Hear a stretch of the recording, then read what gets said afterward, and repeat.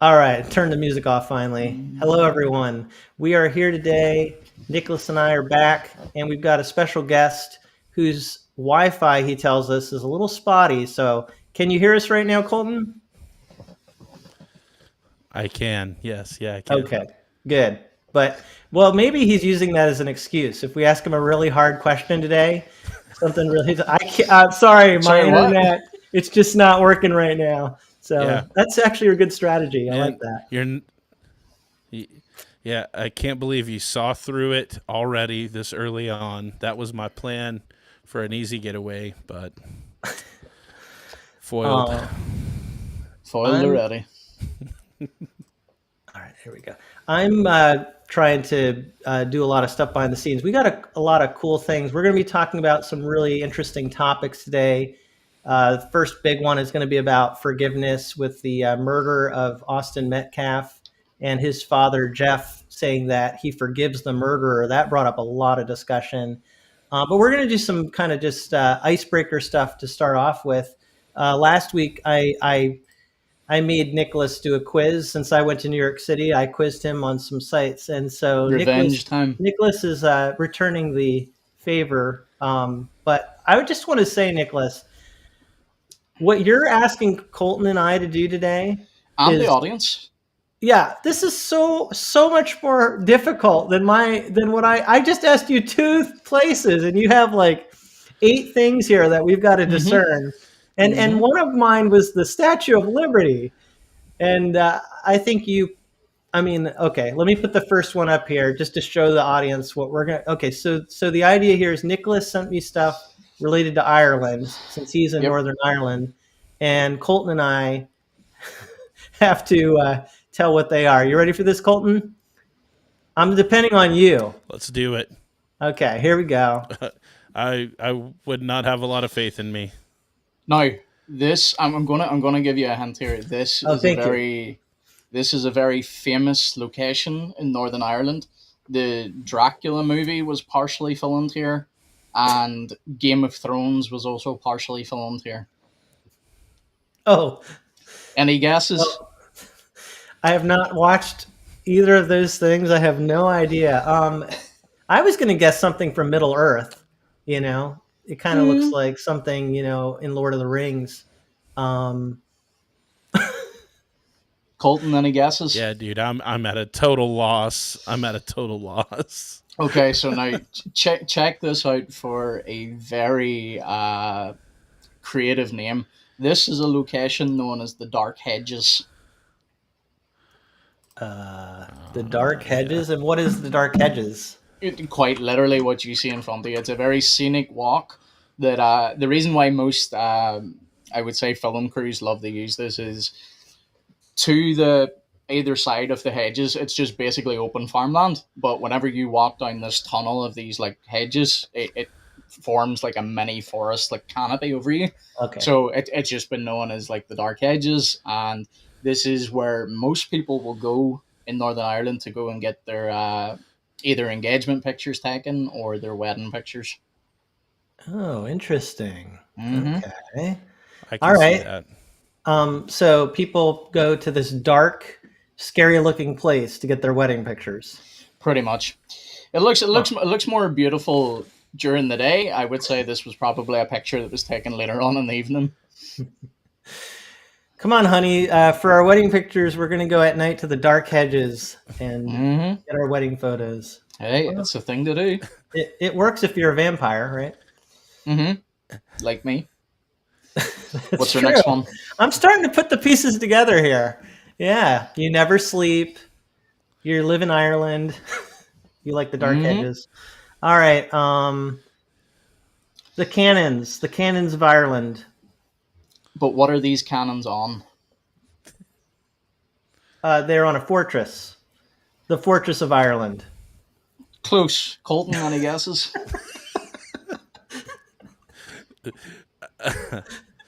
I was very No, man, specific. I would have done a lot better. Yeah, I would have done a lot better with this the Northern Irish slang because I've heard some of that, but Oh I have yeah, no yeah, yeah. idea. Well, don't worry. Some names are coming.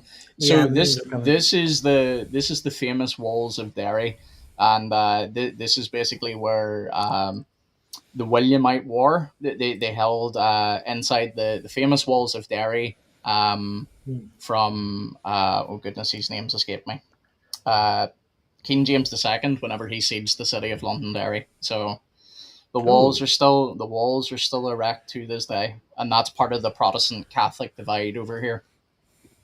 So I just want to let the audience know that if you want to text me answers, no, if you want to play along in the live chat, though, that's fine.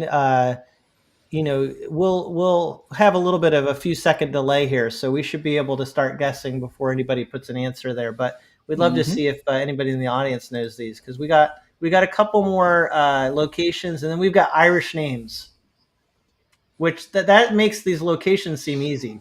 Well, yeah, I was going to say, if Colton knows some of the slang, he might get some of the names. Okay, all right. Here we go. We'll see. Well, this is another location. It is. It's the Castle of Northern Ireland. It is a castle, and it's one of the only. It's one of the only complete and still standing castles in Northern Ireland. But any idea where that might be? It's near a body of water. Yes. Yep. It's this location, and I'll try and give you a hint. I'm just going on context clues here. This location during World War I was controlled to stop people accessing the Belfast Lock. Wow, this is outside my scope. I know more about World War II. Do you have any World War II stuff? No, there's only one more location left. The only things that are coming in my head I know would be absolutely disrespectful because they're not even in Ireland. So I have no idea. Well, Vincent's guessed Ulster, which technically, but it's inside Ulster. Yeah, it's inside Ulster. So this is Carrickfergus Castle, and it's one of the only surviving castles in Northern Ireland, as I said.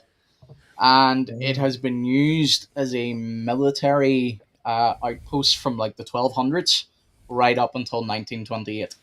So it's one of the longest serving military outposts ever. Not just in Northern Irish history, like in world history, that's still complete. And this is a really famous location now. It's a bit like a museum now, so people do like tours around it. But yeah, Carrickfergus is a beautiful place. If you ever get a chance to visit it, I would highly recommend it. So if we come visit you in Northern Ireland, these are the kinds of places that you would take us to. Absolutely. I can honestly say I think everyone loves their country, but like Northern Ireland is truly a beautiful country. Oh yeah, definitely. I would love to visit. So here's one other. Oh, by the way, I forgot to mention right off the bat, if the audience could just tell us if our voice levels are matching pretty well. If any one of us is too soft or too loud, we can adjust our mics. Here's the last location one, which I'm going to call this the Minecraft Hill of Northern Ireland. It kind of looks like Tim. I stole your idea. You stole what I was thinking immediately, man. But sorry, same page, same wavelength. Your hint for this one.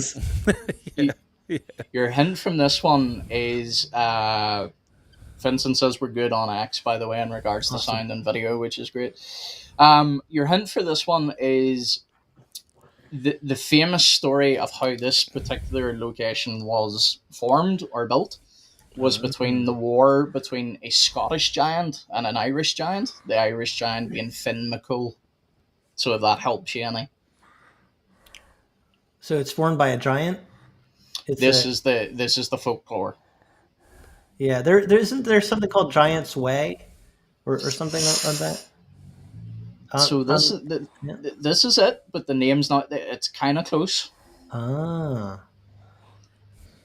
How did the giants form that? That's what I want to know. That is really apparently from throwing rocks between Ireland and Scotland at each other. So this is the rock pile. You guys have cool lore. Although we have a giant woodsman or something like that who has a giant blue So ox. so Tim, if you pull up Matthew 16:18's comment, he got it right. Okay. Yes. Giant's Actually, Causeway. that Vincent put it in different like syntax. He said the Causeway of the Giants a little before Matthew, but then Oh, did he? Matthew. Oh, sorry, I never even seen Yeah. that. So both those I would say are. Oh, correct. well, even actually before that, Samantha actually beat both of them. Oh, good call. Where's Samantha? Just above Vincent's first comment there. Oh yeah, there we go. Good job, Samantha. She got All right. it. Bang So, on. Samantha knows her Irish stuff, so we should probably be looking to her for these names now. She has got Irish history. She actually does. Okay. She's got inside knowledge. All right. I'm now not Irish at all. I have no Irish in me. Colton, what about you?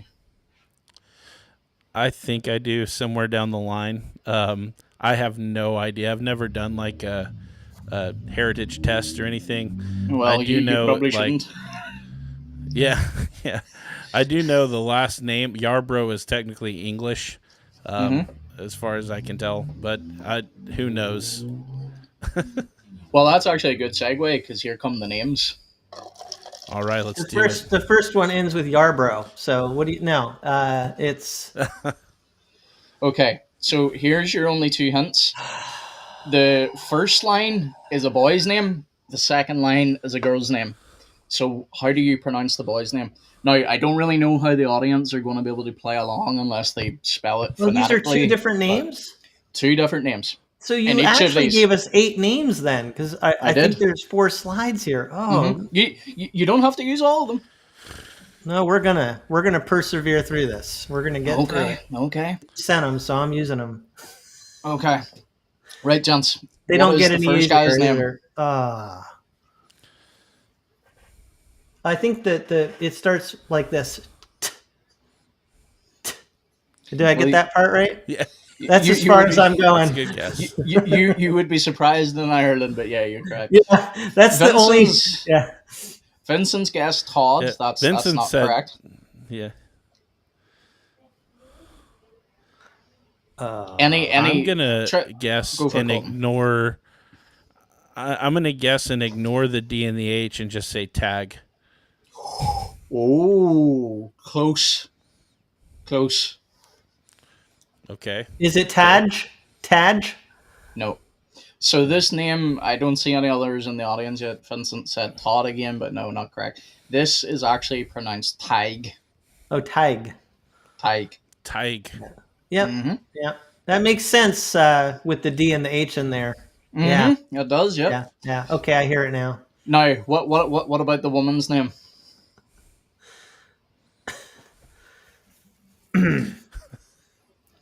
I don't know. It's I'm loving this, by the way. This is great. it's Uh, Oisin. Well, not quite. I was just I'll warn- going with phonetic approach Ice- here. I was going to warn you now, don't go with phonetics for the Irish. Oh, I know that. I figured if Yeah. I'm gonna sin, I'm gonna sin boldly, as Luther said. Just totally get it wrong. Colton? all I can see right now is the first two letters. The oi. That's all that's standing out to me. But Oi. oi. Yeah, it's gonna sound similar to Tim. I mean, Oisin. Okay. I don't know. Oisin. Oh, no, that's very close to him. This is Oshin. Oshin. Oshin. Oshin. I know sometimes those S's can be more of a sh sound. Okay, here we Like go. Hebrew, yeah, like the seen and sheen in Hebrew. Yeah. Yeah. Now, good luck here. So this is a man's name, Boy and a woman's female name. in each of them, Yeah. yeah. Okay. Mhm. Okay. An audience, keep playing along. Samantha said there, good thing I didn't submit my talk. I'm going to say that's Tog. She attempted to, well, not attempted to say, she did say, but it's hard for me to read it out. Okay. So for everybody popping in right now, last week I quizzed Nicholas. in the middle there. He's from Northern Ireland, and I made him guess some New York City locations. Mm-hmm. And now he's quizzing me and Colton today, Mm-hmm. and So we're failing miserably. So while you two think about that, good to see you, Dr. Mike. He's just popped in and said, "Good afternoon, brothers." Oh, great. Hey, yeah, what's up, Dr. Mike?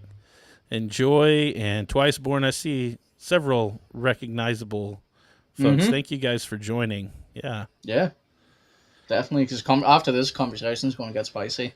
Right, gents. This not rush through them, but this get a few guesses out of you. What do you think? Donald and Cammy. Not quite. Not quite. You know, it's so weird, Nicholas, because I feel like there's only so many ways you can pronounce it, and yet somehow the Irish come up with some way that I just didn't think of. It's like, Yep. Yeah.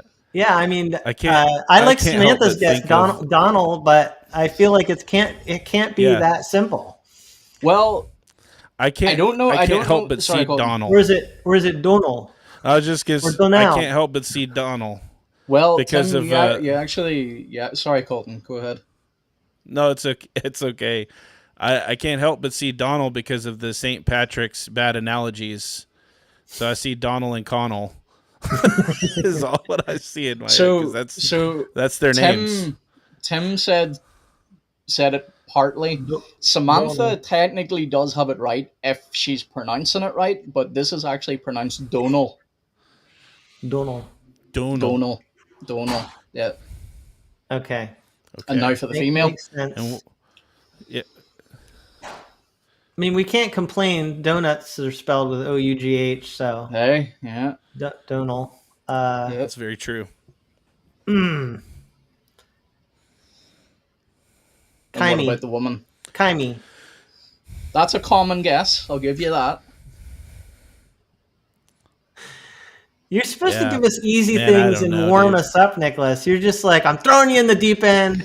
Good luck. Believe it or not, these are These are the easy actually names. these are the easy ones. I Well, could have okay, went a then lot ones we've harder. actually seen before, like Sean or something like that. You Oh, know? that's way too easy. That's way too easy. But make us feel good, before you do this to us. Yeah. Well, Samantha actually says there Give that's us exactly hope how she before you pronounced it. destroy us. So, any sure guesses she from did, the audience? yeah.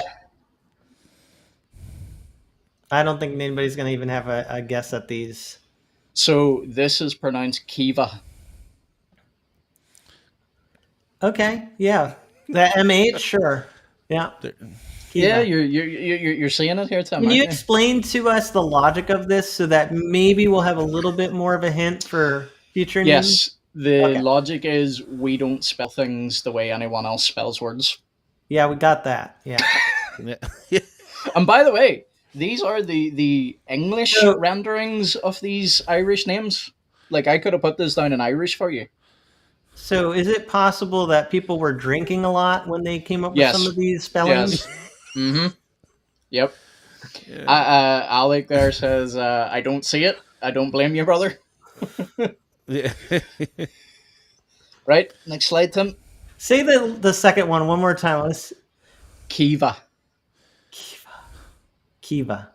Mm-hmm. Okay. Wow.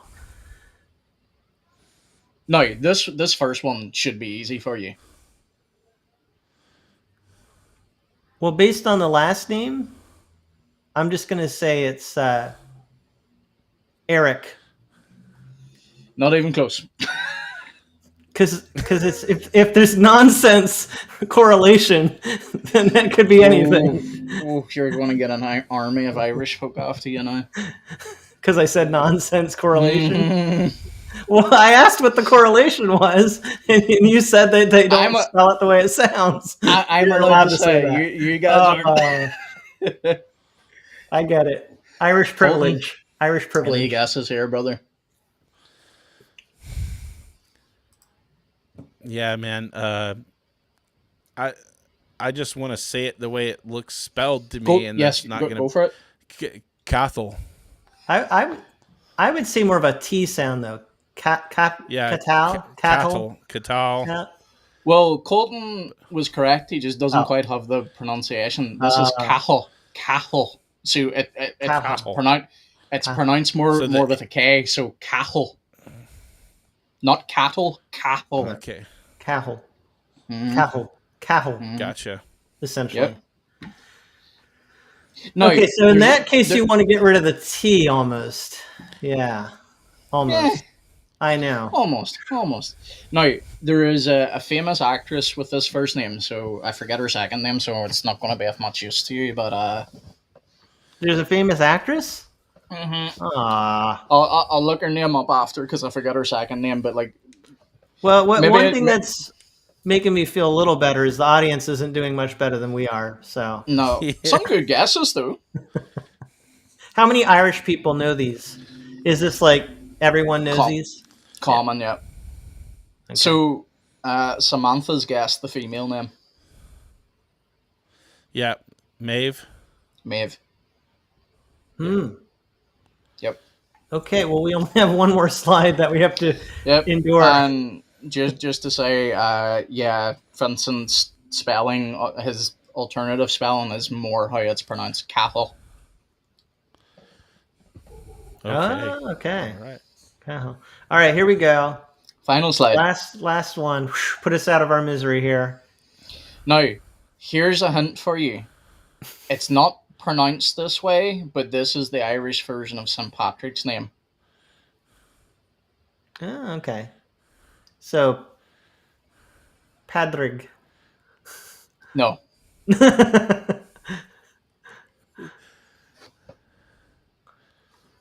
Pydrig. Ooh, close, but not quite. Padrig. Samantha's guess is sort of close, but also not it. Porig. Padrig. Padre. Is there, like, does the D or the R missing? That's the question. Well, Tim, so I gotta say, I'd, man, you're rolling your R's real good. Thank you. I'm trying. Now, if you take Samantha's first guess and you take the first two letters off it, that should give you a hint. Oh. You said take the first two letters off of P-O-R-I-G? Yes, so take the P and the O and Yeah. then try and pronounce it. It's just rig. Rig. No. Rig. So like, sorry, I didn't explain myself well. So instead of the PA, put a PO. POD. Podrig. Podrick. Podrig. Podrick. Yep. That actually sounds similar to what it's spelled. It's just after all those other ones, our brains could no longer decipher those letters anymore. Yep. And again, is the last one just wife? No, Samantha again's beat you to it. Oh, Samantha. I need to be looking at her. Oh, yeah. Aoife. Aoife. I Yep. like it. Aoife. Or I if think you're that's a my famous, favorite one, to be honest, out of all of if you're a famous internet talk show host, you may have pronounced this Aoife by mistake. Aoife. Yeah. There was I forget his name now, but there was an English talk show host years ago, and he had an Irish accent or an Irish actress on with him, and he introduced her as Aoife. We got two winners. We got Samantha and Beth. Beth, yep, good to see you, Beth. So, good job. Mm-hmm. Okay. So there you go, gents. The painful part's over. Yeah, now we get to the easy part. We get to talk about. Yep. Well, actually, I do want to make sure too, as we get into talking about our main topics here, just to kind of give a shout out for both of you guys. Colton, our guest today, has a YouTube page, so let me put that up. And I have seen Colton on YouTube because both of us like Bibles a lot. So, how long have you been doing this YouTube channel now, Colton? Man, I honestly don't remember. There was a point where I started trying to do the Bible thing and just do Bible reviews and stuff like that. I want to say it's been a couple of years, but I honestly don't remember when I started really trying to be consistent with it. Yeah. So it's been a while, though. You've been doing it for a little while now. Mm-hmm. Yeah. Yeah. And you're doing Bibles, theology, books, family, music, and much more. That's what your YouTube description says there. Yeah. I every so often I like to just kind of take a topic and kind of deal with that, or do a book review or something like that. I know most of the people kind of found me for Bible stuff, and I don't plan on stopping doing Bible stuff. I love doing it, but I also like to address topics. And it kind of actually happened accidentally. At one point, someone had called me out because I had Harry Potter books on my back shelf, and they let me know how satanic that was. So that kind of you're Reformed Baptist, so you're allowed to read those. That's right. We're immune to that. Yeah. Us regular Baptists, we're not allowed to do all those things. So the funny thing is, Colton, yeah, you are, but that's part of the funness of the show. So Colton, one of the funny things about this is I was telling Tim last week, whenever the stream ended, you and I actually started Bible review channels at the exact same time. So you would have started late 2019, early 2020. And we pretty much mirrored each other subscriber-wise for a while.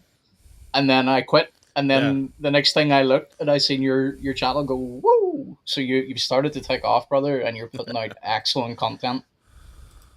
Yes, but when it comes to X, let me share that now. Can you see Nicholas has the Layman Apologist account, and that is doing very well, and even has now some new merch. Yes, so this is something I have been hesitant about doing for a long while. I've started putting out booklets and PDFs as like free resources now for a while over in Substack. However, people in my church, mentors in my life, including friends on X, have all told me, look, you need to start, like, your content is good. You need to start producing it more professionally. And I hate asking for help because it looks like you're just asking for money. So I thought, okay, rather than asking for help, I will put out merch. And if anyone wants to support me that way, they can. And then it's completely, there's no obligation for them. Wow. And that was just the first one I saw. I think I can put up here the other one here. You have there's even more stuff on the store. I will maybe try and put a link in the chat if I can. I'm not sure if I can do that right now, but if people want to check it out, great. And honestly, folks, don't feel obligated to purchase anything, but if you do want to support, I appreciate it. It looks like some cool stuff. Yeah, hoodies, mugs, glasses, stickers. There's even some like pillows and stuff in there for the women as well, like if they want to decorate their house a little bit. So yeah, it's going well. Free shipping to the US.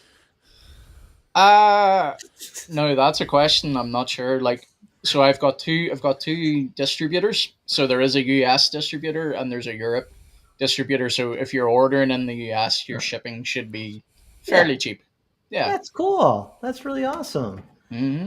Where are they actually? You don't know where they're made, right? They're probably made in some totally different part of the world. No, I think from the US distributor, things are made in California, and in the European distributor, it is made. I want to say Belgium, but I'm not 100% on that. Ooh.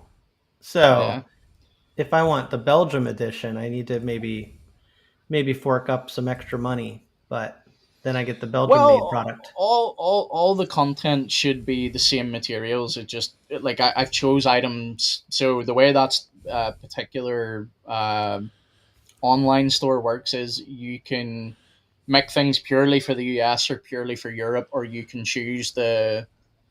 So, like for example, the hoodies I choose that are made both in the US and in Europe, it's the same material you're getting, so like you don't have to order one from the other. So it would make more sense if you're from America to order from America. So Okay. That's awesome, man. I think that's so cool that you were able to set that up. And you did it fairly quickly, it seems yeah, like. it's honestly very easy to do. Like anyone, so it's the site. If anyone's interest is called. It used to be called Spring Tea. I think it's now just called Spring.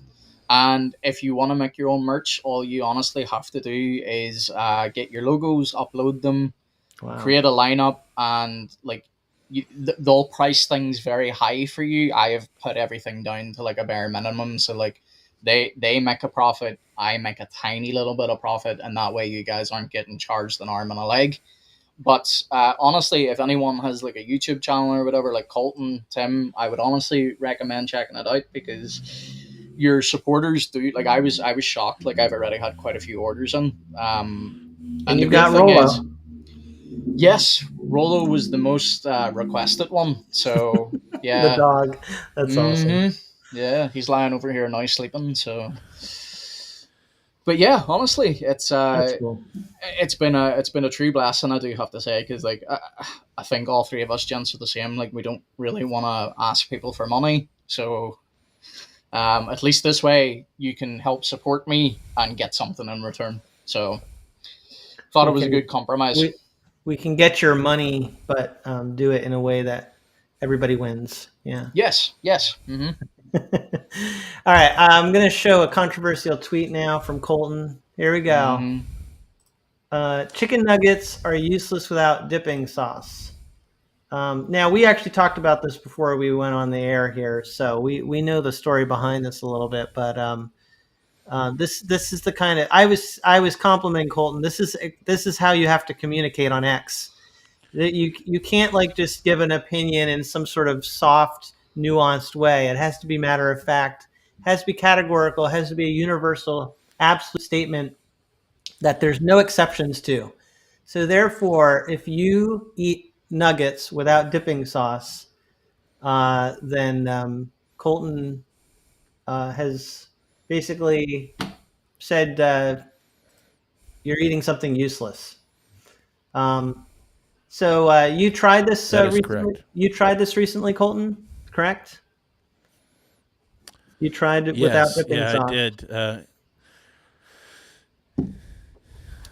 I did it with my son, who likes them this way, and was reinforced in my very absolute objective statement that I made there. Okay, I have a clarifying question, because I'm not about these absolute statements. That's what we do on this show. We pick everything apart, all right? And we make you nuance it. Now, so one question would be, are you talking about like processed nuggets like McDonald's or something like that? Possibly. In this case, I'm talking about just run-of-the-mill Tyson brand chicken nuggets. So yes, that processed. you put in the oven. Yeah. But I would say the same is true of McDonald's, and probably true of even most just chicken breast nug. Yeah, I think it's still true. Your internet cut out there. I thought maybe you were. He looks a little frozen, doesn't he, Nicholas? He did say he'll come back in. Also, I think there's a little bit of delay, so just give him a minute while he replies. Yeah, I thought maybe he didn't like my line of questioning. So I think he's back. Internet was kicking out there once I started to ask him these specific questions.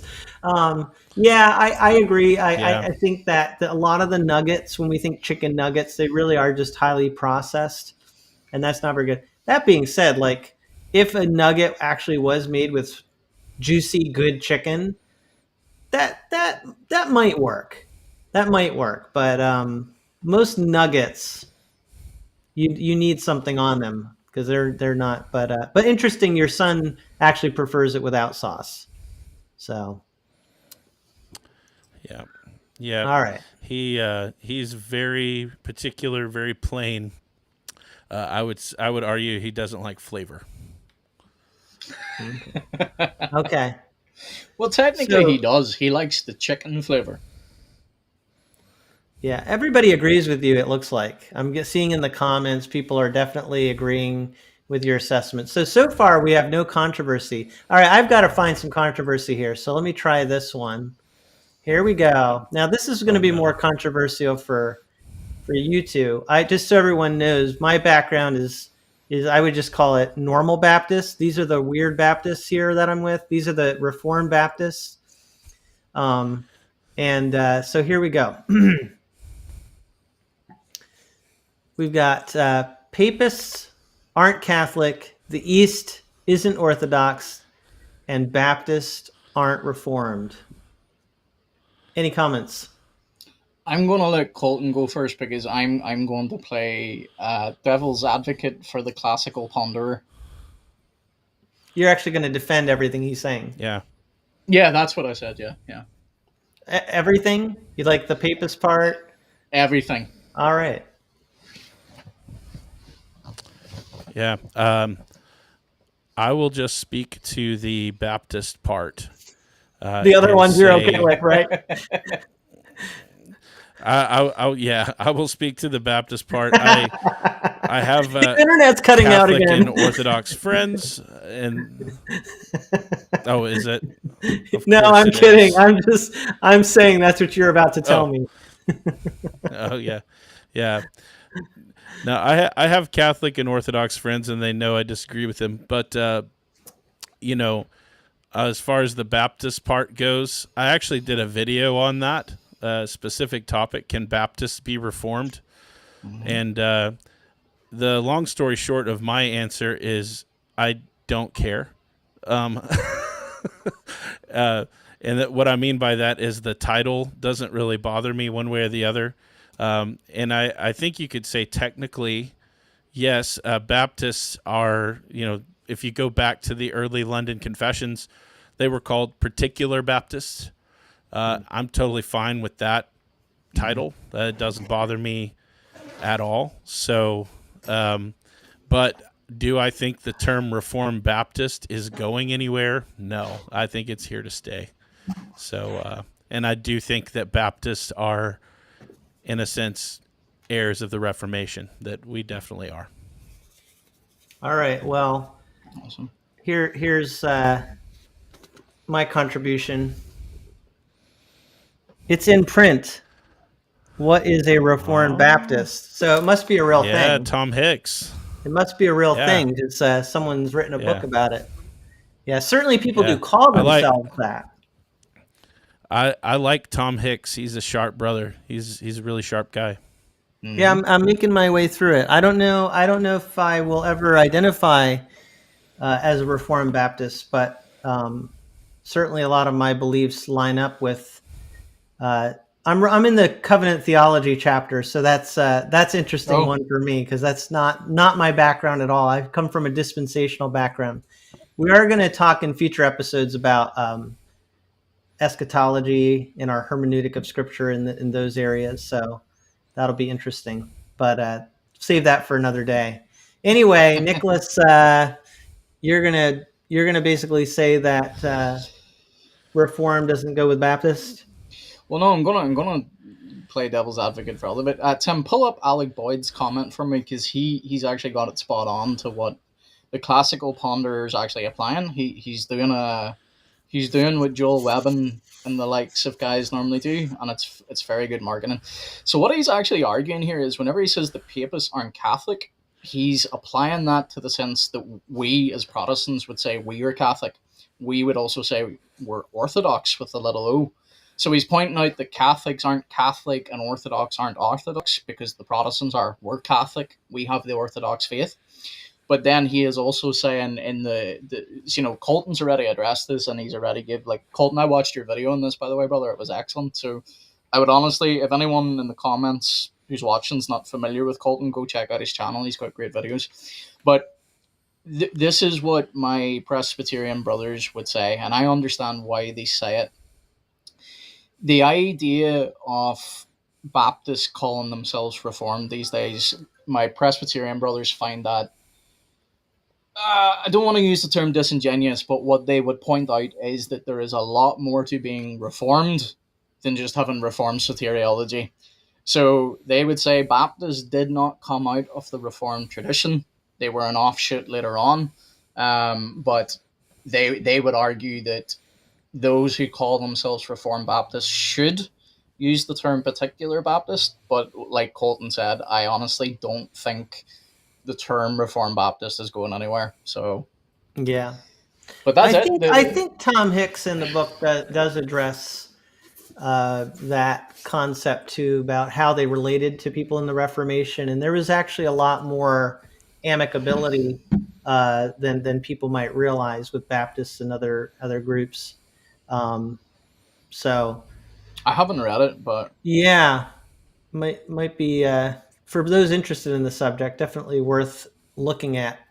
And it's a pretty new book. It came out really recently. So I was really glad that I was able to get a copy. And I'm not done with it though, so I don't really have a full review of it yet, but I find it interesting. All right. What about you, Colton? Are you reading anything at the moment? Yeah, I'm reading a few different things. Currently, it's over there. I can't really reach it, but it's a book from Jim Renahan. He was a Reformed Baptist guy. I believe it's called True Love. It's from the Broken Wharf series that they've just started. It's a short little book on what is Christian love, and essentially it's an exposition of 1 Corinthians 13. Oh, okay. Awesome. So that's what's on my shelf right now. Yeah. Awesome. By the way, in the comments I saw here, someone said they're Reformed Arminian Baptist. Where is that? Oh, I see it now. Sorry. Yeah, that's Dr. Mike. So that's not one I was expecting, actually. Oh, it's certainly not a one of the normal labels, but I'm gonna guess he maybe takes issue with certain letters in the tulip acrostic. Okay. I'm guessing. That's my I'm guess. guessing the You classical can ponder correct us. would not put those terms together. No, definitely not. I know Dr. Mike a little bit. I think where he's coming from. He's listed some of his confessional stuff down here. Okay, yeah, I'll put it up so people see. He says the greatest confession is the 1679 Baptist Confession, aka the Baptist Orthodox Creed. Oh. And this was the offshoot, or the sort of, you had particular Baptists, which were more of the Calvinistic sort, and then you had the General Baptist, which were more of the free will Arminian sort. And Dr. Mike has been on my channel for a while. Really great guy, nice guy, and he's shared with me a little bit about that stuff. Cool, cool. So you have videos on that though, if people want to check out on your channel. I haven't seen any videos on it. That would be cool for Dr. Mike to produce. I thought you like said he was on your channel, so I thought he had talked about it. No, he's a subscriber. He's a subscriber who's very pretty active. I see what you're saying. Yeah, I know what you mean. All right, so we've really got to get into the meat of what we're going to talk about today. I'm going to pull up here a video and show this little video here to introduce our topic, which has to do with forgiveness. And you're going to hear the father of Austin Metcalf, Austin was murdered recently, and I have the name of the person who murdered him was Carmelo Anthony, and so Austin, He's on the top right there. His father, who's being interviewed, actually says at one point in this interview that he forgives his son's murderer. So that brought up a lot of interesting discussion on X and on social media. So we're going to listen to what he says here and then get everybody's take on it. He died in his brother's arms. They were twins, identical twins. And his brother was holding on to him, trying to make it stop bleeding. And he died in his brother's arms. And I rushed up there, and I saw him on the gurney. And I could tell. They said he wasn't breathing. I could see all the blood. I saw where the wound was. Austin, his father shares, was born 2 minutes before his twin brother Hunter, the two inseparable, as you can imagine. Austin is being remembered as an outstanding student at Memorial High, his football team's MVP, and a young man of faith. His father grappling with loss and forgiveness. I'm not trying to judge, but what kind of parents did this child have? What was he taught? He brought a knife to a track meet, and he murdered my son by stabbing him in the heart. The guy was in the wrong place. They asked him to move, and he bowed up. This is murder. I don't know. I know they have someone in custody. Yeah, we do. And you know what? I already forgive this person. Already. God takes care of things. God's going to take care of me. God's going to take care of my family. Okay. So you had some people saying that forgiveness is something that Christians should do. It's commanded, and we ought to forgive. You have other people saying, well, no, a person needs to seek forgiveness. So in some sense, it almost sounds like some people maybe would criticize the father for how he expressed this. But then there are other people who kind of have a more nuanced position. So I'd like to hear from you guys, and also can show some other tweets that I saw on this. But I think maybe just before, we've got the dear woke Christian joining us as well. Good to see you, brother. I think before we maybe get into like the meat and potatoes of it, because I do think this topic is nuanced, but there were for sure many people criticizing this father for offering for forgiveness. So it's definitely, it's been, like, Tim, this only came to my attention whenever you first sent it to me. Like, somehow I missed this. But then when I started, like, diving into it, like, there has been so much controversy surrounding this. And the reason why I was looking forward to this episode is I honestly do think it's going to be, I think Colton will come back to this. We lost him. Well, it's all right. He'll come back. I might just have to. I have a, oops, that's not going to help either. That's even worse. Oh, no, wait. There we go. He's back. He's maybe not back for the audience. I have no idea what happened. You're all right, brother. I wonder if I turn my camera off for the time being, if it will help just as an audio guy here for right now. Oh, no. No, we want to see you. Yeah, you seem to be all right for now, brother. Like, if you jump in and out, that's okay. fine. I'm sure the audience won't mind. Yeah. But anyway, I'll stop rambling. I'll give my take in a moment, but I just wanted to add that little caveat that there were for sure people criticizing this father, which is mad in my eyes. Yeah. But yeah, Colton, do you want to give us your view in this, and then we'll get into it? Yeah, for sure. I think criticizing a man for forgiving someone in the midst of such suffering and pain and vulnerability is, like you said, Nicholas, I think it's mad. I think it's just insane. To me, I can't imagine going through what that guy is currently going through. Having my son taken from me in such a violent way is so terrible to think about. And the fact that what is swelling up from him in that moment is a desire to forgive, I think shows the indwelling work of the Holy Spirit. At least outwardly, it seems to be fruit.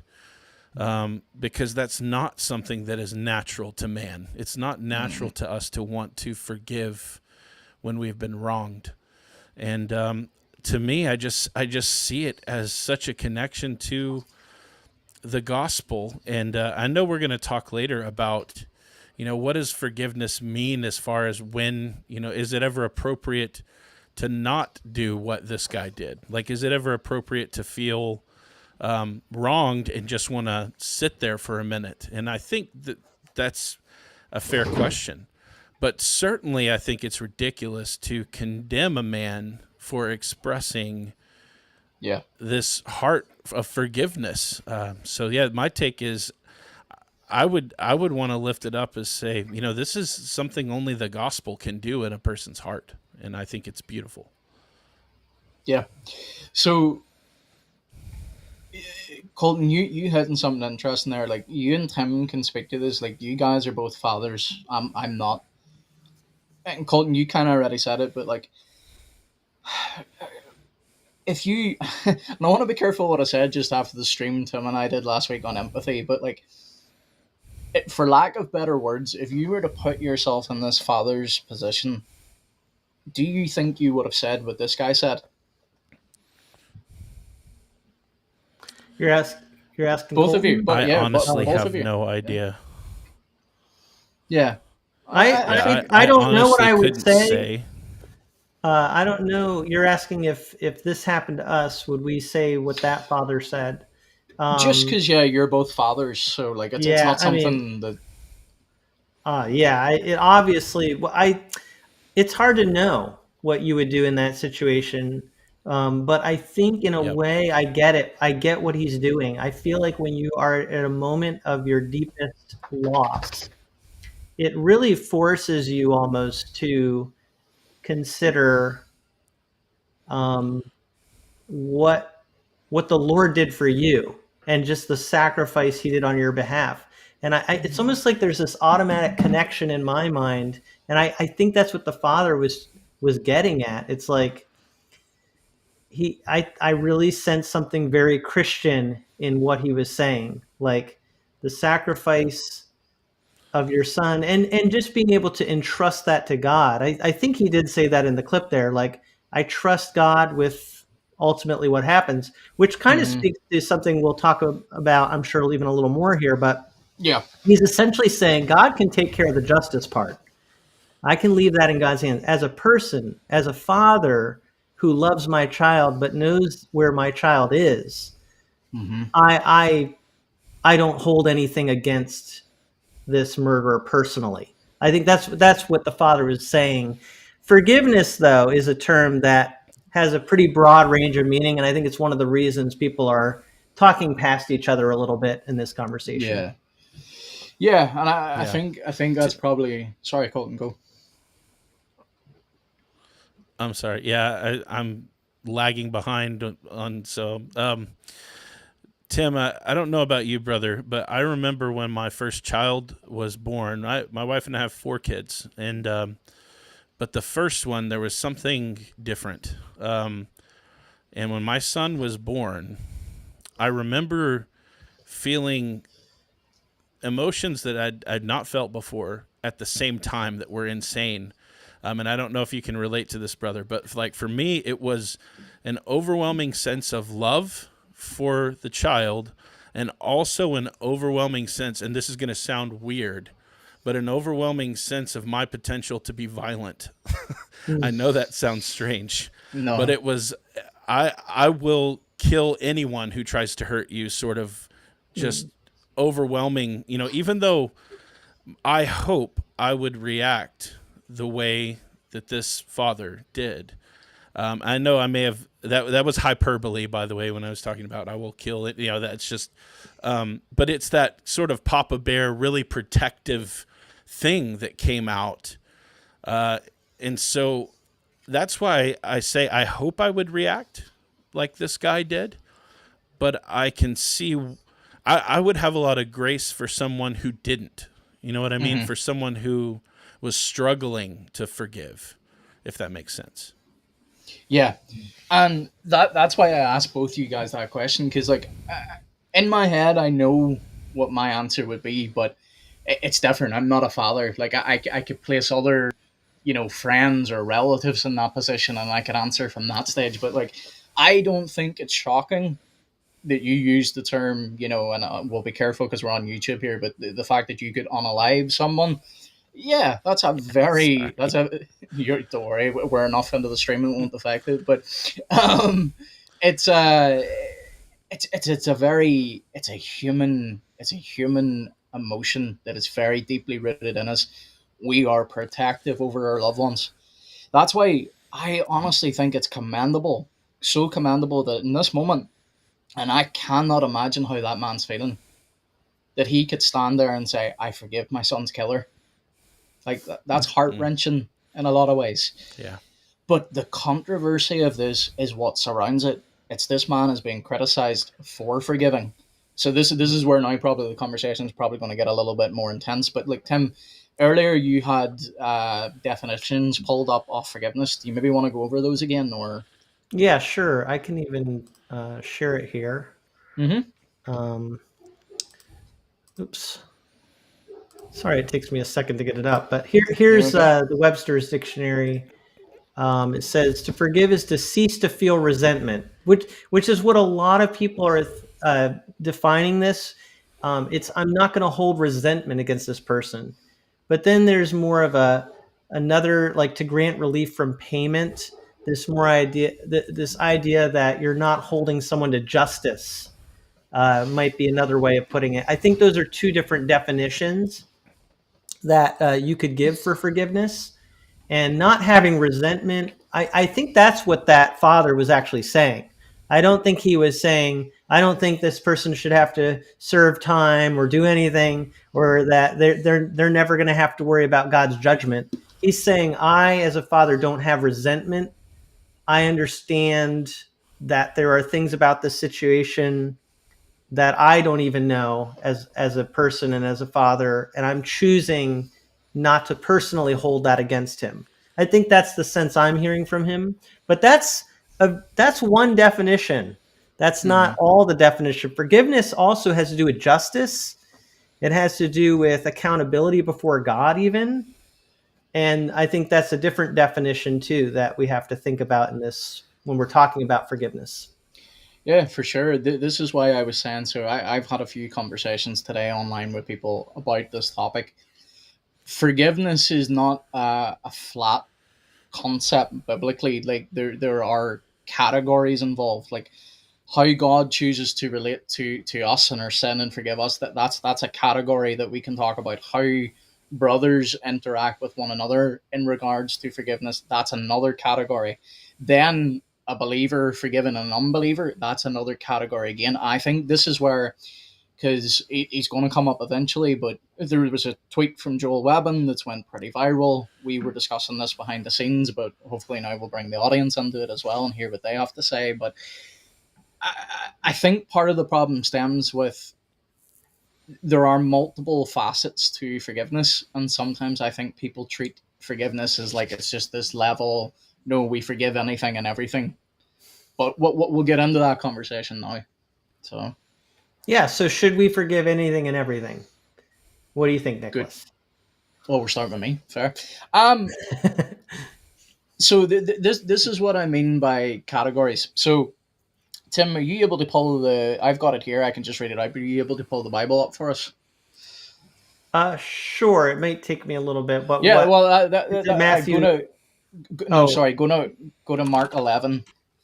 Mark 11. Okay. And I'll start reading while you're pulling that up. So I'm reading from verse 22 onwards. It says, "Have faith in God," Jesus said to them. "Truly I tell you, if anyone says to this mountain, 'Be lifted up and thrown into the sea,' and has no doubt in his heart, believes that will happen, it will be done for him. Therefore I tell you, whatever you ask in prayer, believe that you have received it, and it will be yours. And when you stand to pray, if you hold anything against another, forgive it, so that your Father in heaven will forgive your trespasses as well." So here is an instance of what I would say this is a category of forgiveness. This is personal. So this is you. When you stand to pray, You're before the altar. You're in church. And if you realize you have something against your brother, there's bitterness in your heart towards your brother, it is better to first go and be reconciled to him. That's an area of forgiveness. That's a category of forgiveness. That is something that you should go and do. But then you can move into other categories of forgiveness where, so for example, this man here, and this is where we'll talk about the whole Joel Webben thing, because Joel used language, and Tim, you set it off stream, and we'll get to hear Colton's thoughts on it as well. Joel used the phrase that you may forgive. Yeah, here it is. And yeah, so Joel says here, you may forgive any who wrong you. You must forgive any who ask for forgiveness of you. And then he goes on to quote, but when wicked men sin against you, he said, your forgiveness is not obligatory. And I actually defended this tweet on X, and the reason I did so is what Joel's saying here, even though his language, Tim, as you pointed out before, is not very nuanced, biblically what he is saying, I said it's not helpful. Well, yeah. A lot of times the way he says things is not helpful, and I'm not sure the way he put it here is helpful, only because you keep saying it's noble that someone would do that, but he's kind of giving almost this out, like, you may forgive. That's what it sounds like, right? You may forgive. It's up to you, you know. There was other tweets, to be fair to him, though, but where he indicated that. So what the reason why I said this is, whenever he says you may forgive any who wrong you, like if someone wrongs me and they're not repentant, I can forgive them in my heart, because that lets me free of bitterness and I can hand it over to God. Should you? But should I forgive them? Yeah. Well, yeah. That's what I don't like about the word may. Yeah. Whoa. Sorry, I may have just knocked myself off screen altogether. Yeah. Am I still online with you guys? Or? Yeah, you're still there. Yeah, you're still. That was just me trying to escape the stream this time. So, yes, you should, but the reason why I'm it's not that I don't want to use the word should, but what I'm saying to you is we are commanded not to have bitterness in our hearts. Yeah. So should I give that over to God? Absolutely. But this is what I mean by here's where the nuance part comes in. And this is where, yes, Joel's language here is not helpful. And Colton, I want to hear what you think about this now in a second. But so, for example, this man who lost his son, he is not obligated to go and be reconciled to his son's killer. He's not obligated to be reconciled to him and say, I forgive you.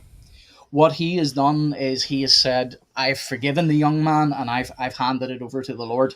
Right. So that's what I mean by that's a category of forgiveness. So sometimes, yes, I think it is a case of people are talking past each other.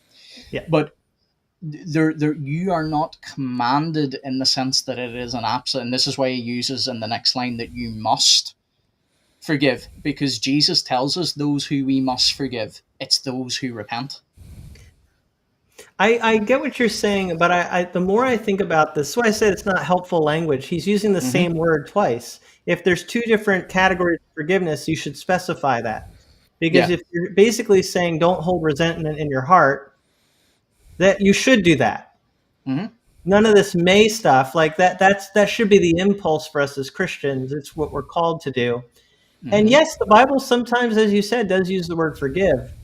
So in that, and I think that's why it's so confusing, because we sometimes see God say, if you forgive others their trespasses, you'll be forgiven.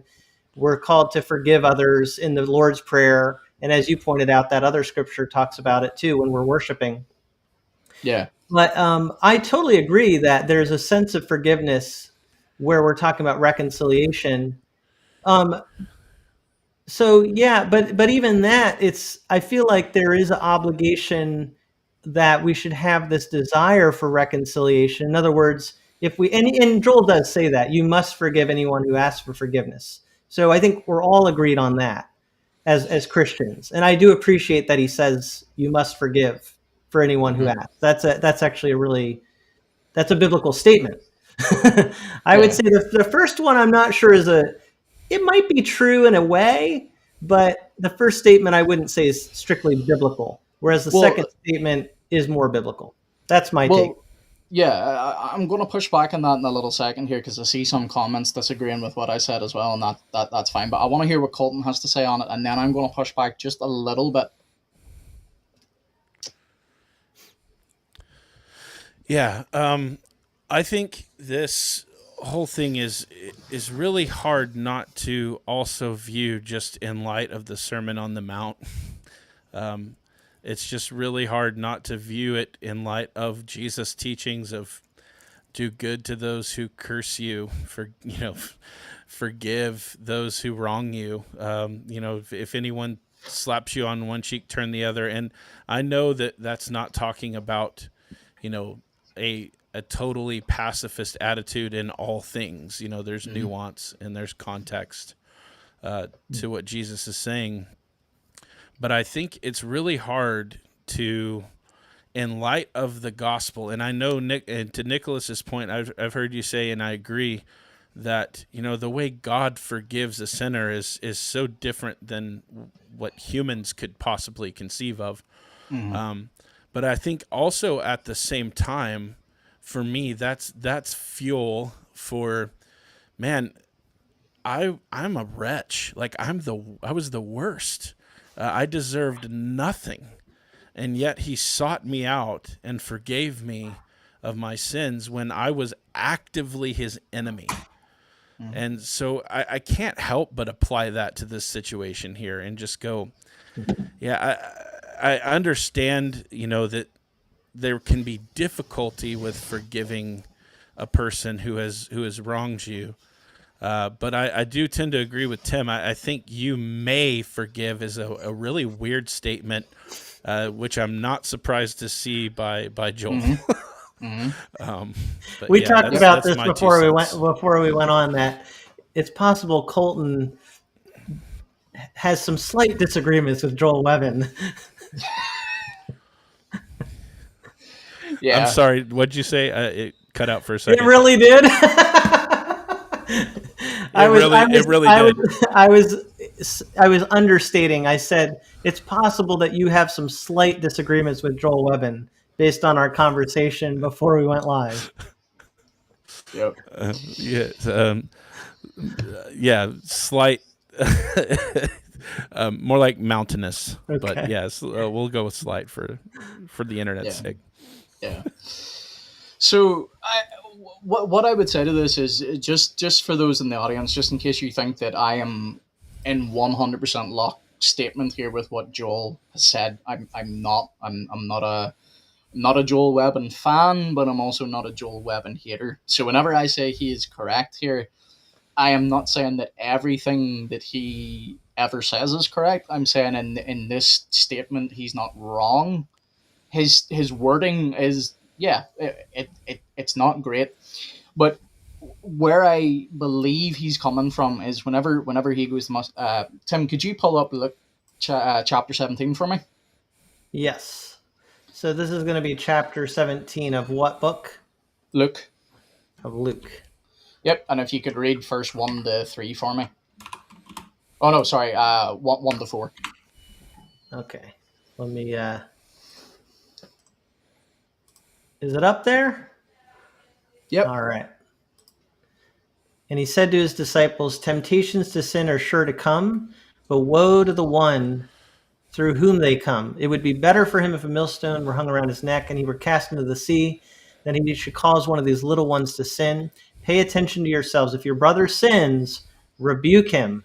And if he repents, forgive him. And if he sins against you 7 times in the day and turns against you 7 times saying, I repent, you must forgive him. Yeah. So look at what the context is saying here. Jesus is saying, if your brother sins, you're to first rebuke him, which I think a lot of people tend to forget at times, because I don't want to go off on a rant here, but I have seen so many people online recently with this video saying, oh no, it should just be flat out, we just automatically forgive that young man for stabbing the other young man. That is not what biblical justice looks like. It's also not what biblical forgiveness looks like. But what I was going to say is, though, but it says first we are to rebuke him, and then note that it says, and if he repents. So Jesus gives a condition here, and he says, and if he repents, forgive him. This is what I mean by there are categories of forgiveness. There are certain areas where you must first rebuke, and if they repent, you're to forgive them. What's your brother's thoughts on that? So you're saying that there can be a condition with a certain category of forgiveness. How would you define that category of forgiveness then? Here's a better way. Tim, can you go to my? I know I'm making you jump all over the place. Could you go to my ex? I can. I can am try. a lot. Well, while you're doing that, I am a Yeah. lot better at. What am I looking for? I Could see our you live scroll- stream on there. That's cool. Yes. Could you go down to where I actually quoted Joel Webbin's tweet? Oh yeah. And it's going to be in the comments here, and I'm going to bring it up at the same time because there's a little bit of lag in my end. Okay. So which comment is it? Yep. Sorry, just give me 3 seconds to get my own up. Yeah. Oh dear. Right, well, in my initial statement, I said he is completely accurate. His post aligns with Scripture. Personal forgiveness is commendable, as seen in Mark 11:25, but conditional forgiveness and restoration are tied to repentance, as shown in Luke 17:3, which we just read. Then I said God himself doesn't forgive the unrepentant. We're not more righteous than him. Grace is offered, sure, but reconciliation requires truth. Then I'm not going to read these all out, but then Vincent and I got into a little bit of a back and forth, but Vincent's a great brother, and he's always very respectful, even when he challenges you. So Tim, if you could go to where I said category error, brother, yeah, that one there. I got that. Yep. And this is all I'm going to read because this conversation went on for quite a while, and we can discuss this back and forth. But I said, that's a category error, brother. Yes, we are called to have a heart that's ready to forgive, like not holding on to bitterness, Mark 11:25.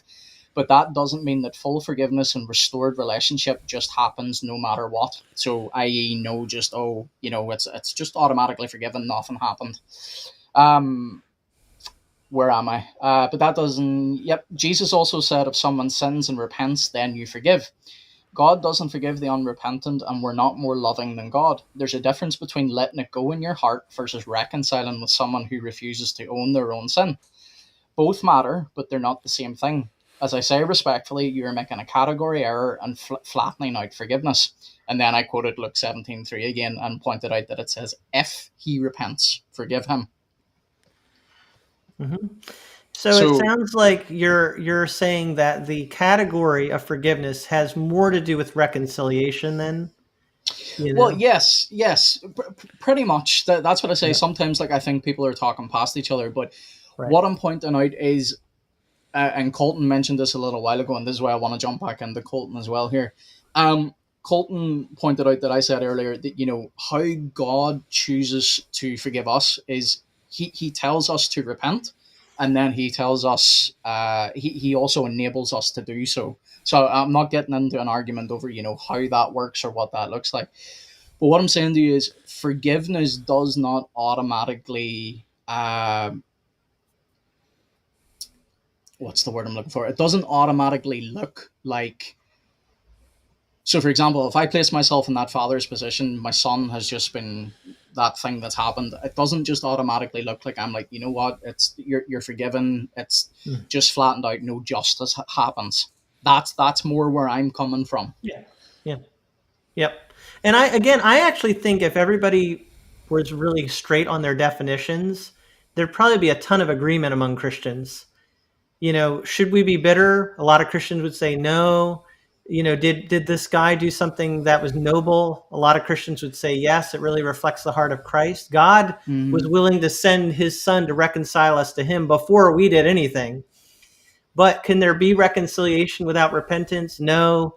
Obviously, they're not reconciled until this murderer in some way reaches out to the family and seeks that. Plus, there's the justice part of it that has to do with the legal system too, which has nothing to do with the father, at least in one sense, isn't really handling the justice. I mean, he might be called to somehow participate in the legal activity. But I would say on the whole, the justice system is going to take care of that aspect of it. And the father's forgiveness is kind of separate from that. And then you have the relationship with God, which all of them ultimately are going to stand before God in answer for how they deal with situations. And I think the father did something great. Anyway, all that to say, I think a lot of Christians, if you defined everything without terminology that is loaded, they would probably, there'd be quite a bit of agreement. I really think at the end of it, I think even Joel Webbin would probably agree with us, I think. Yeah, he just worded things badly, and that's what I tried to do here. But even here, like I think that, like there's some people here even in the comments that said I'm dead wrong. Like that's fine. You can think that, but I'm not arguing that there should be no forgiveness. I'm just saying that forgiveness just is not automatically, things are washed over or they're not important. But anyway, Colton, what would you say?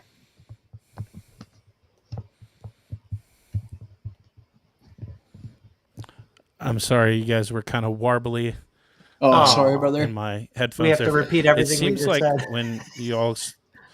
seems like when y'all start talking really fast that it just kind of like doesn't. I don't know what's going on, but blame my Irish accent. Yeah. No. I think my pushback to really what Webbin said, and I think my pushback is, when is it not?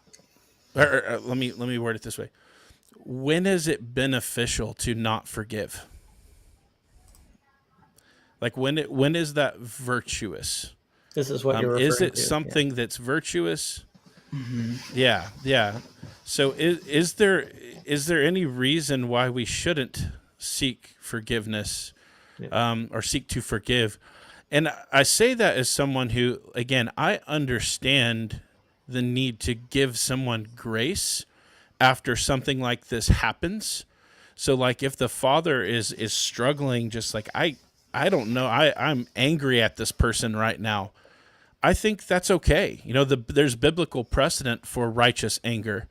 But I don't think, and this is just my opinion, but I don't think it's ever virtuous to hold forgiveness out, like away from the situation. I think there's not really any situation I can think of where that would be beneficial, if that makes sense.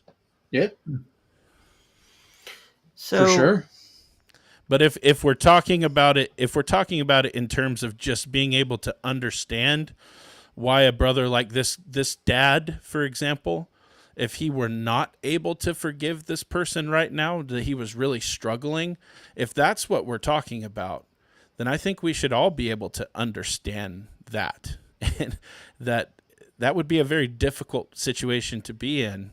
And though, sitting and harboring bitterness wouldn't be helpful, it would also be, we would have grace for this guy as he worked through that.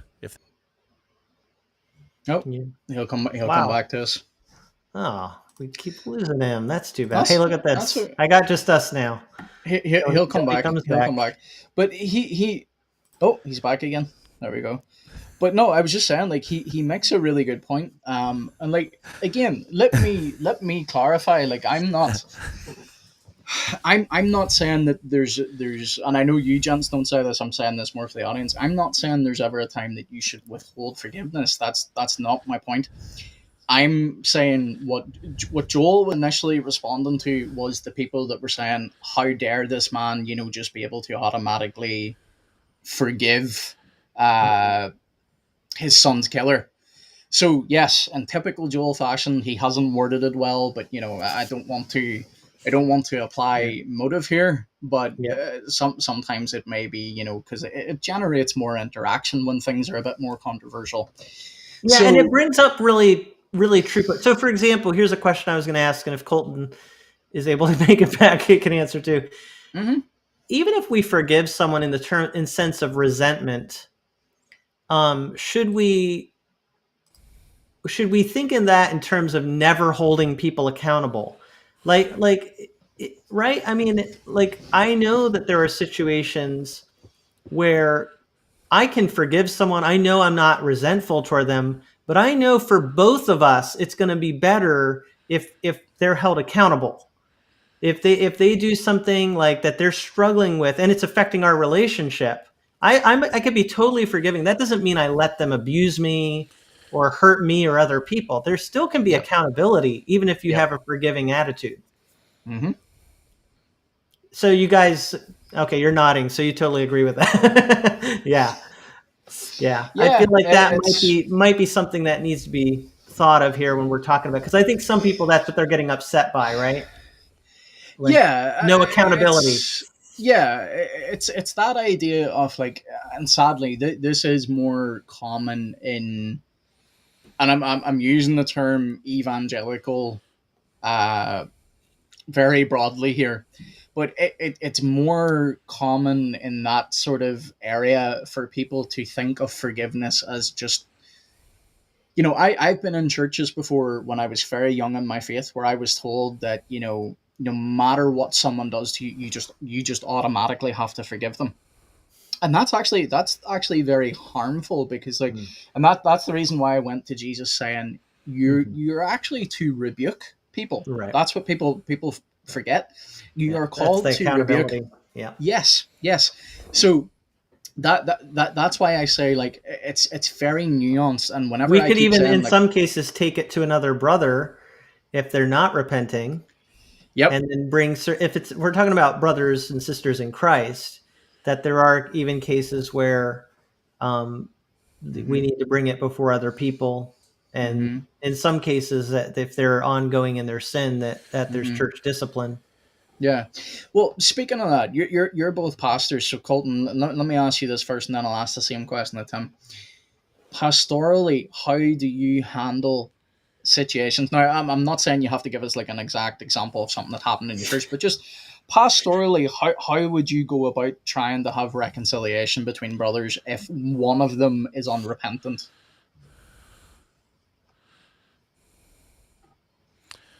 I'm sorry, Nicholas. Can you repeat that a little slower? No It's problem, not. brother. It's not working right for me right now. His That's okay, brother. headphones don't work with Irish accents. We do speak very fast as well. So no, I was just saying, Colton, you're a pastor, so pastorally, how would you handle a situation where, this say there's two brothers in your church, one of them has wronged the other one, and uh, the wronged party wants there to be reconciliation, but is first demanding that there needs to be, a correction or whatever, and the party that wronged them is unwilling to admit they're wrong and repent. Pastorally, what would that look like? Okay, it's still kind of warbling for me, but I think what you're asking is if there were a situation where two members of the church were having an issue, and one of them wants to reconcile, but the other one is unwilling to repent of how they wronged. Is that what you're asking? Correct. Yep. Okay. Yeah. It's really generic, but I think Matthew 18 really helps us out a lot here. Where it's a simple, if they refuse to see their wrong, then you're to take others with you who have borne witness to that wrong, and to confront them out of love to make reconciliation. And then if they don't, then Jesus tells us we are to take it to the church, and that's where church discipline kind of has its final effect, with still a hope of reconciliation, but essentially to take it to the church and say, hey, this has been a sin that has been unrepented of, and they're not willing, even though there has been many people who have tried to make this happen. It's not happening. And so therefore, they are to be removed from the body. Yeah, and Tim, will, I'm sure your answer will be similar, but I just wanted to add on there, and that's what's important, because, as I say, sometimes and again, I'm using that term very broadly in evangelical circles, the part of like justice actually taking place often gets forgotten about. So, Tim, would your answer be similar to Colton, or? Yeah. Oh, for sure.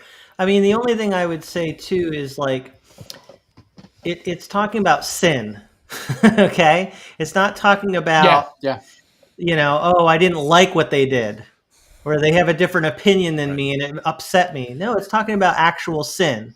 So that would be one thing. But that's where bringing it to other people is important, and trusting their judgment on these matters, because we're not always objective as humans. We never are. And we also don't handle things, even if we are maybe legitimate on some level in how we're feeling about something. We don't Mm-hmm. always handle it the way we should. And so having brothers and sisters and leaders in the church who can help us to handle these things. So I would say those things too you want to consider when you're trying to deal with these situations. Mm-hmm. Yeah. Yeah, it's just it's a lot of the fallout that has been on, especially online. Like you've, we'll not even get into this side of things because I think that's a whole other conversation. But like people have turned this into like a race war, and like Oh yeah. there was GoFundmes for the. Right. I probably should use the term alleged here, by the way, because but you know what I mean. The alleged assailant versus the victim, and like there's GoFundmes for both, and then it's Carmelo, didn't you say, Tim? Didn't Yeah. you? Carmelo is his name. Yeah, Carmelo Anthony. yeah. The company in charge of GoFundMe actually returned all the donations from his legal fund because they said they don't support. I forget what way they worded it, but they basically don't support anyone that has committed that type of thing. Well, there you go. Yeah. Wow.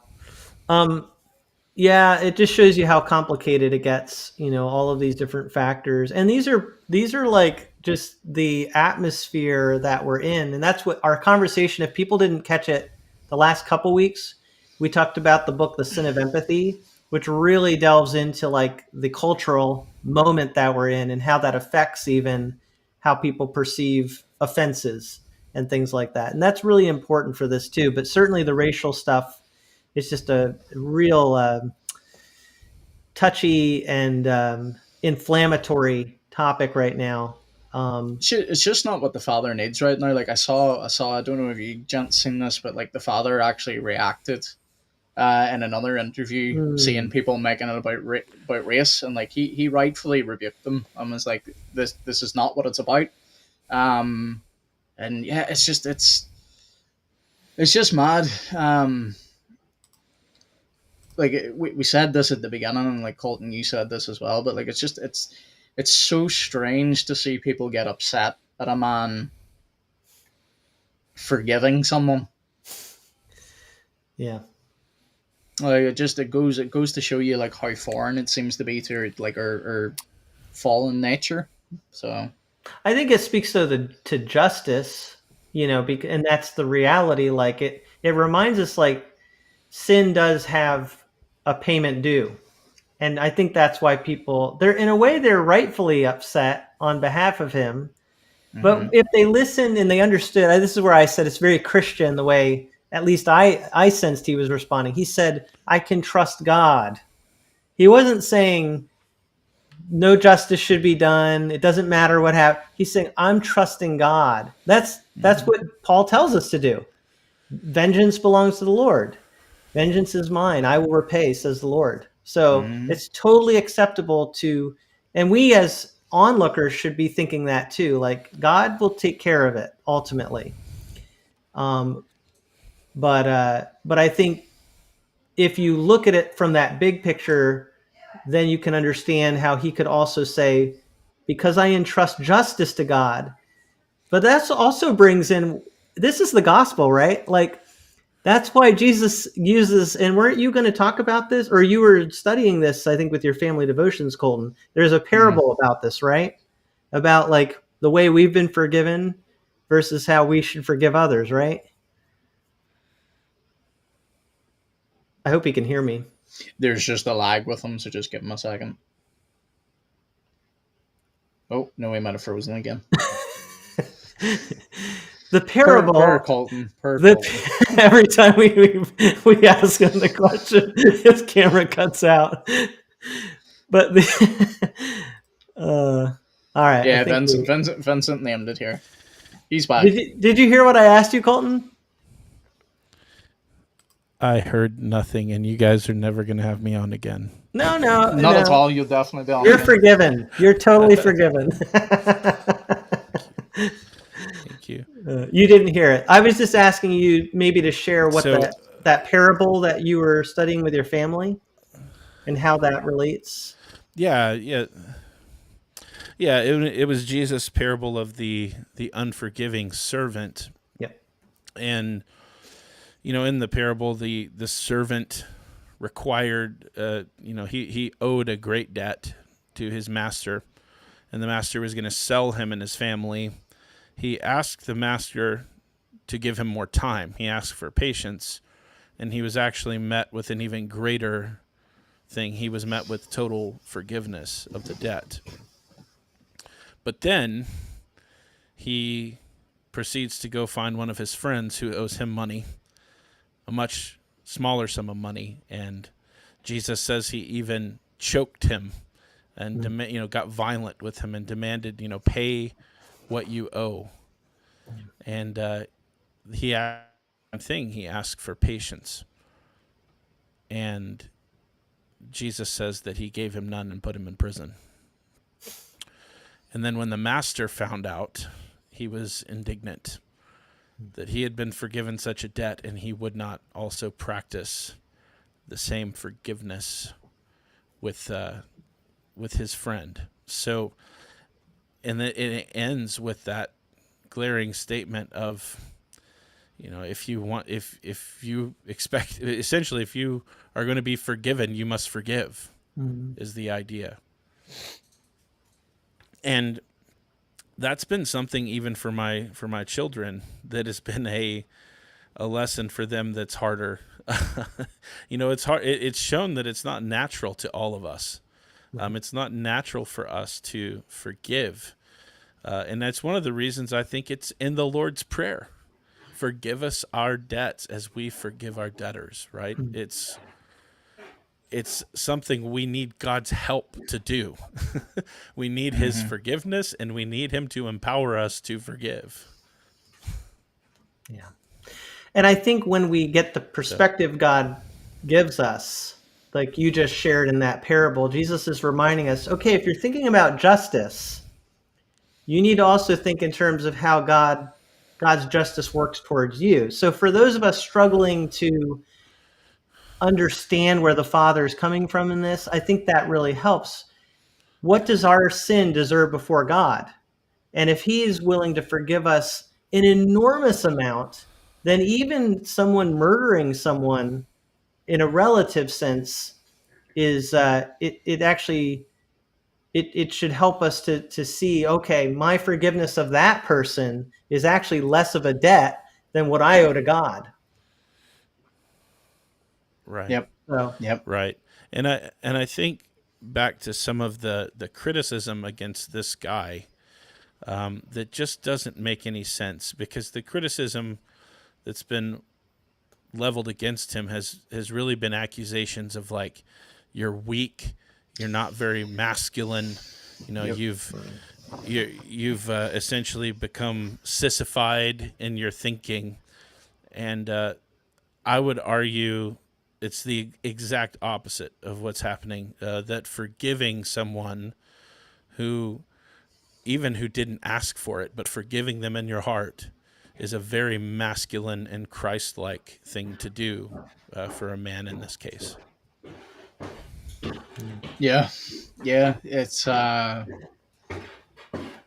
as I said here, it's very hard for me, because I've said it before. Like, I'm not a father, but like, I can only imagine what it would be like to think about having a child and hearing that they were stabbed at school.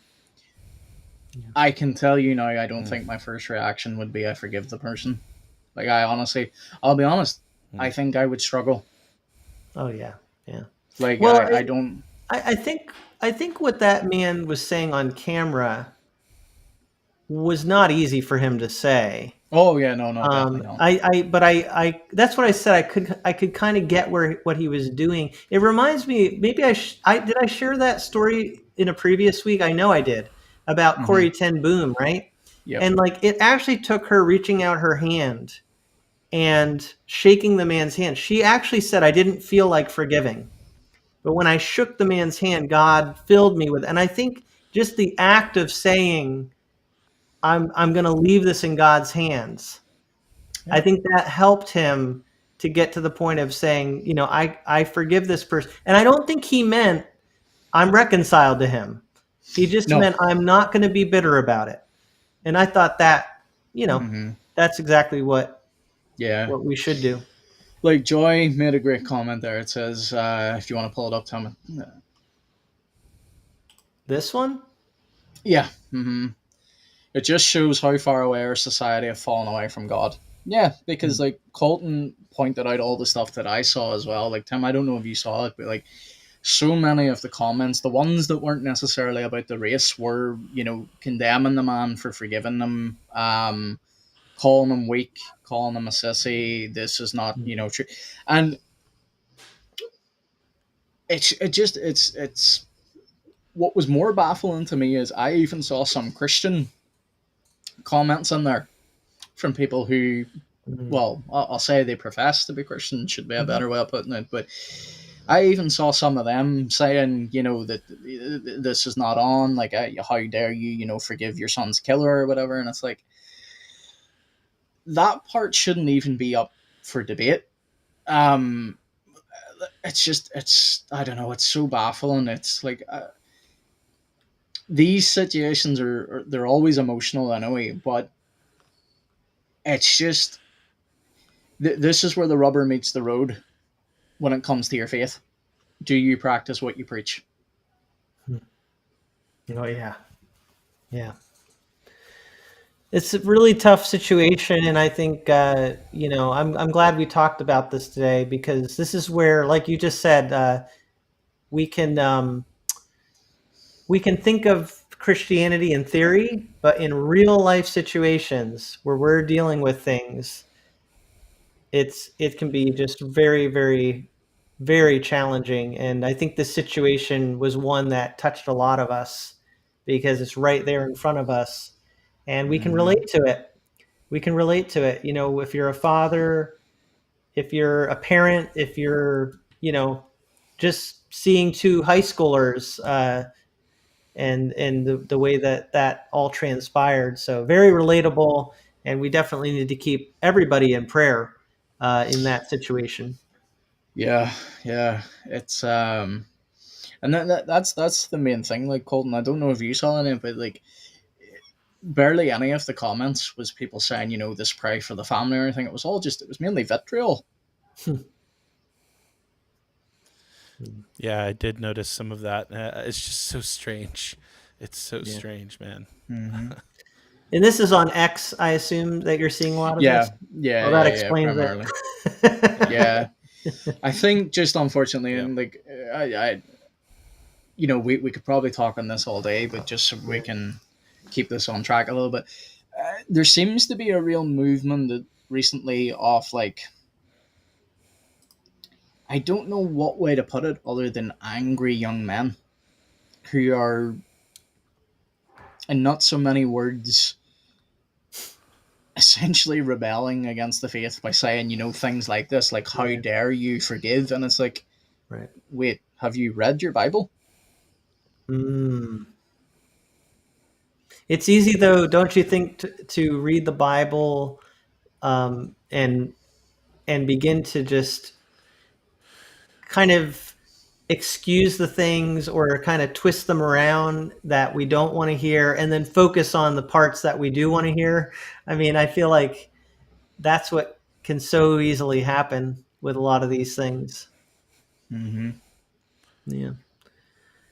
All right. Well, if you have anything else to say, you know, feel free. But I think we're at a point here. I know we're far into this conversation, and we haven't even gotten to the second main topic because we did a lot at the beginning, even before we talked about forgiveness.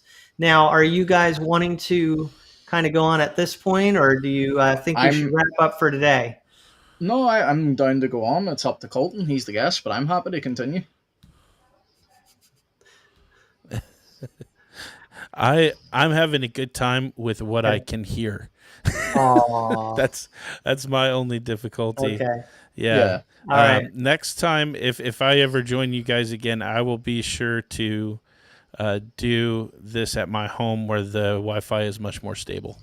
Yeah, no, we'll definitely have you on again, brother. But maybe then, I see Vincent saying we should keep going, but maybe for the sake of Colton, so we can participate in the conversation more, maybe we bring him on again, Tim, at another stage. And yeah, our next topic was going to be the Protestant or the evangelical apologists who got challenged by a Orthodox student, and they were challenging, or the student was challenging them about the view of the Lord's Supper that they were that the apologist was espousing, and then the Orthodox student was saying that his view was not the view of the early church. And so there's a lot we could talk about there too. But I know, Nicholas, we're planning, Lord willing, to be on next week. So I'm perfectly happy to continue next week. Yeah. I think if we start to get into it now, that could be a whole other hour.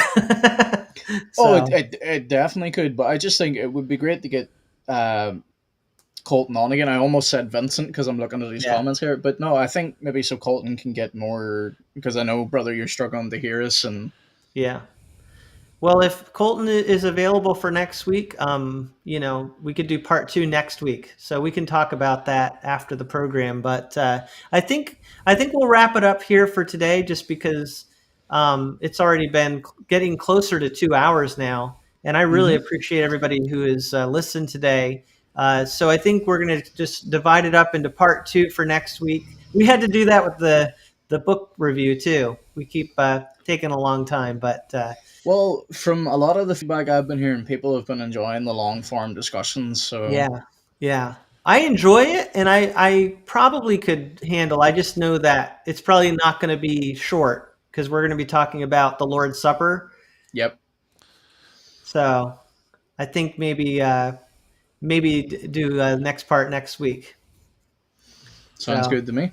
Yeah. Okay. All right. Well, I'll let the audience go then, and we'll plan to see you next Wednesday. And feel free. It'd be great if you could share these videos online. Let people know when we're live. And we love seeing this great audience that we have, and love seeing your comments. And again, go to Colton's YouTube channel. We'd love for you to check that out. I'll just put that up one more time before we head off here. If you haven't subscribed to his channel, check that out. And he has great videos dealing with theological topics and Bible reviews.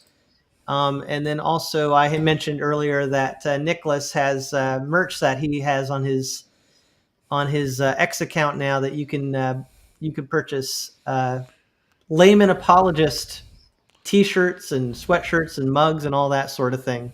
All sorts. So, alrighty. Thanks, audience, for being here, and we'll see you next week. God bless, folks. Goodbye.